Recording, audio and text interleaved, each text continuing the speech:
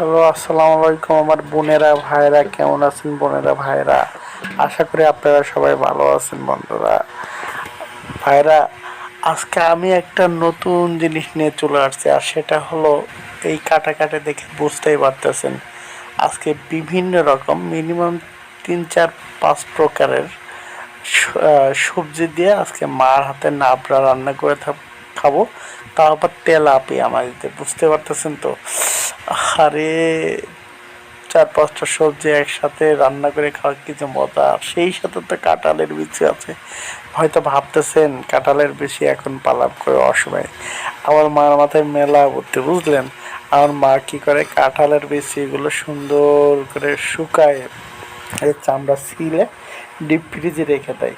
রেখে দিলে এবার সারা বছর খাওয়া যায়। এরকম বুদ্ধি আপনাদের থাকলে আপনারাও যদি কেউ না জেনে থাকেন, তাহলে পরে এরকম যখন কাঁঠালের সময় আসবে কাঁঠাল খাবেন, আর কাঁঠালের বিচি সুন্দর করে এভাবে সংরক্ষণ করে ডিপ ফ্রিজে রেখে দেবেন, দেখবেন সারা বছর খাওয়া যায়।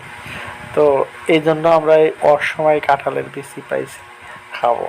আর দেখতেছি না তেলাপিয়া মাছ কাটতেছে, এই তেলাপিয়া মাছ দিয়ে নাবড়া, তার সাথে কাঁঠালের বিচি, কি মজা গো! হা গো!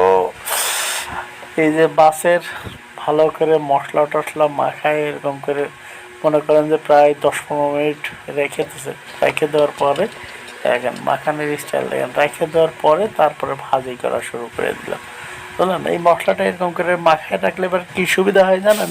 সেটা হলো মশলাগুলো মাছের ভিতরে খুব ভালোভাবে মিশে যায়, যার কারণে তরকারি যখন রান্না করে মাছ খাওয়ার সময় একটা ফ্লেভার হয়, সেই মজার ফ্লেভার হয়।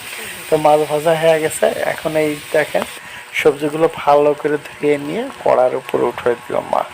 তো বিষয়টা তো বুঝতেই পারতেছেন। এখন লবণ, তেল, তারপর হলুদ, মরিচের গুঁড়ো, ধনের গুঁড়ো সব একসাথে দিয়ে যাচ্ছে। একসাথে পরিমাণ মতো দিয়ে রান্না রেডি করতেছে গো! গো, কি যে মজা! আমার তো রান্না মানে দেরি সহ্য হচ্ছে না, মনে হচ্ছে এখনই খেয়ে ফেলি। দেখেন কি সুন্দর একটা কালার চলে আসে, আর দেখতে কত মজা লাগতেছে।